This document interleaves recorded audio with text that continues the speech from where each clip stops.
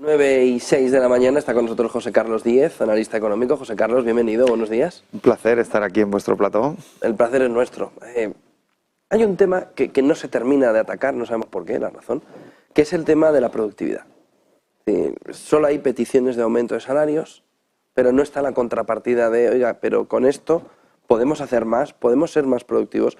¿Qué importancia tiene que la productividad no esté en el foco principal y sobre todo qué nos puede suceder a medio y largo plazo con una deuda pública que esta mañana veíamos un gráfico, está desbocada en pago de intereses, sobre todo para 2030, la década del 30 al 40?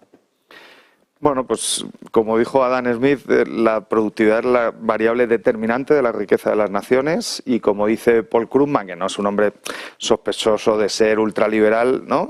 A largo plazo la productividad no es todo, pero es casi todo, ¿no? España tuvo un gran crecimiento de la productividad en los años 60 principalmente y luego en los 80 tuvimos un muy buen comportamiento hasta mitad de los 90 y a partir de ahí pues hemos entrado en un periodo de baja productividad, ¿no? Entonces, ¿eso qué supone? Que cuando proyectas todo a largo plazo, por ejemplo, has hablado de la deuda pública, ¿qué necesitas para bajar una deuda pública? Crecer, ¿no? Básicamente, y contener el déficit y pasar a superávit primario, ¿no? Y bueno, y tener tipos de interés bajos estando dentro del euro, ¿no? O sea, esas tres variables. Entonces, la parte del euro la controla el BCE, la parte del superávit la tiene que hacer el gobierno, ¿no? O después de las elecciones el que venga.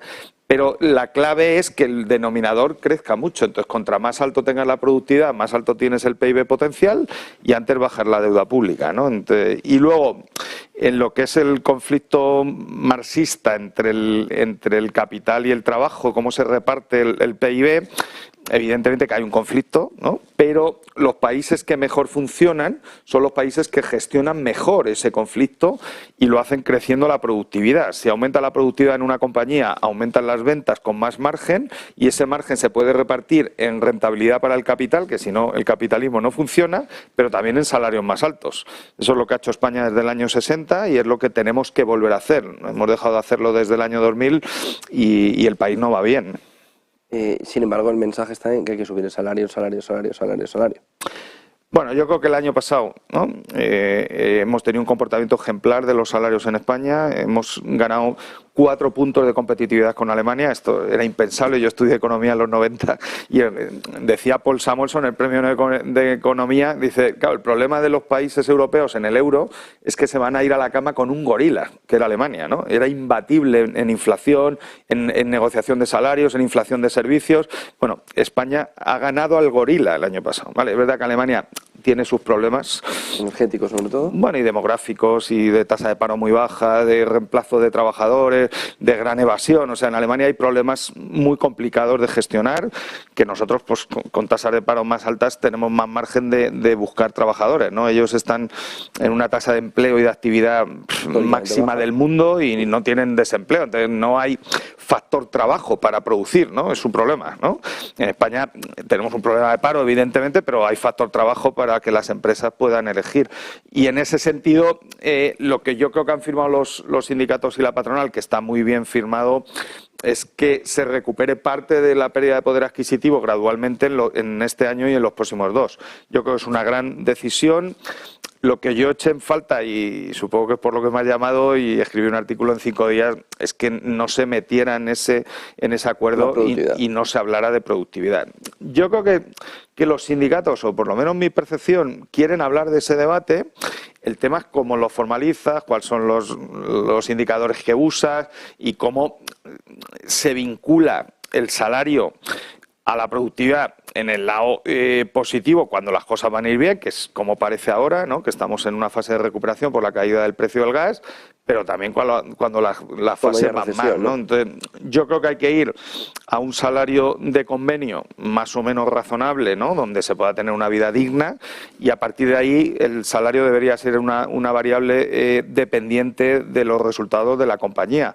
Cuando al trabajador o a la compañía le va bien en sus ventas y en sus objetivos, se sube un bonus y cuando no le va bien se le penaliza sin el bonus, porque si no, ¿quién tiene incentivos para ser mejor trabajador? O sea, si tú vas al café para todos y todos cobran lo mismo, pues hay menos incentivos. Si tú identificas bien quién lo está haciendo mejor, quién tiene más aportación al beneficio de la compañía y eso se premia, pues es un poco el palo y la zanahoria, ¿no? Yo creo que son los modelos, siempre que haya un salario mínimo de convenio con un salario digno, ¿no? Yo creo que eso lo reconoce todo el mundo, pero hay que meter más componente de salario variable en las compañías españolas, hay que ir a modelos flexibles de teletrabajo, hay que ir a modelos por objetivos, no hay que trabajar por horas, hay que trabajar por objetivos y eso el que lo haga se tiene que premiar y el que no lo haga pues tiene que estar penalizado. En la administración pública también. Se puede hacer, ya está todo digitalizado. Entonces, yo creo que hay que ir a modelos que incentiven la productividad a nivel individual y a nivel colectivo. Llamó la atención ese acuerdo que nombrabas de patronal y de sindicatos, que lo que sí se habló por primera vez, que era un elefante en la habitación, era del absentismo, que era un problema importante en porcentaje. Estaba, según distintos estudios, ya en el 7%, podía caminar incluso hasta el 10%. Parece que el absentismo sí ha entrado en ese acuerdo y sí debería reducir el nivel de absentismo en España, que empieza a ser un problema importante precisamente para la productividad, ¿no? Pues es un problema, ¿no? Y está, yo creo que también asociado al tema de la pandemia y del confinamiento, se ha aumentado mucho los problemas psicológicos, estamos viendo más consultas en los hospitales, o sea, en general, ¿no? Y evidentemente estamos viendo muchas bajas por depresión y por problemas psicológicos, muchas más de las que había antes del 19. Yo creo que si son enfermedades y están diagnosticadas, yo lo respeto, ¿no? El problema que haya gente que, ¿cómo diagnosticas una depresión? O sea, si el enfermo te dice que está deprimido, el médico no tiene un indicador que le haga un análisis de sangre. Entonces, yo creo que eso te tiene que cubrir el convenio, tienes tu salario garantizado, pero el trabajador que no esté en el asentismo tiene que estar premiado. Y el que está con incentivos de estar en asentismo, si le premias por trabajar, a lo mejor deja de tener asentismo porque le interesa el dinero. A lo mejor no, y se lo perderá, ¿no? Nosotros, desde hace siglos, los economistas estamos obsesionados por los incentivos. Acaba de morir Robert Lucas, y Robert Lucas lo que revolucionó en la economía y en la teoría económica es que los agentes individuales reaccionamos a los cambios en el entorno. Entonces, si tú le pones cambios en el entorno que son positivos, aumentará su implicación, aumentará su motivación y aumentará la productividad. Yo creo que es el gran reto de España. España tiene grandes trabajadores, muy buenas universidades. Cuando nuestros trabajadores se van fuera pueden ganar salarios muy altos y son muy buenos. El tema es motivarlos aquí con empresas que tienen esa capacidad de gestionar el recurso humano, que es el más complicado, ¿no? Yo te cuento una anécdota, José. Yo estudié en Boston, fui a ampliar mi tesis doctoral en el año 98, estaba muy cerca de Kendall Square, en Somerville Avenue, viviendo cerca de MIT, y en la estación de metro de Kendall Square, que es donde bajan los alumnos de MIT, hay un árbol genealógico de todas las aportaciones de MIT a la ciencia. Y una de ellas es en 1958, se llamaba Human Engineering o Resources, ¿no? O sea, la ingeniería de los recursos humanos, año 58. Nosotros esa revolución la estamos empezando ahora. Y esa es la clave de España. Si España quiere subir en renta por habitante y en salarios, tiene que aumentar la productividad. Si no, cualquier subida de salario será perjudicial. Hay un elemento que es diferente al 58, es la inteligencia artificial. Puede terminar por hacer saltar por los aires. Es decir, que la fotografía que tenemos ahora de una tasa mínima para España, no para el mundo, pero para España es mínima, de paro, puede saltar por los aires en una entrada de la inteligencia artificial que cambie toda esa fotografía, porque el efecto de sustitución va a ser tan sencillo en un empresario que dice, oiga, yo para los problemas de recursos humanos tengo el problema con la maquinita, ¿no? Sí, bueno, a ver, o sea, claro, la tecnología, también lo que decimos los manuales, y lo decía Dan Smith ya, a largo plazo es beneficiosa para la economía, o sea, aumenta la productividad y la riqueza de las naciones depende de la incorporación de tecnología, y yo no tengo dudas que la inteligencia artificial va a mejorar la vida de las personas, nos va a permitir trabajar menos si aumentamos la productividad, ¿no? O sea, si nos organizamos mejor.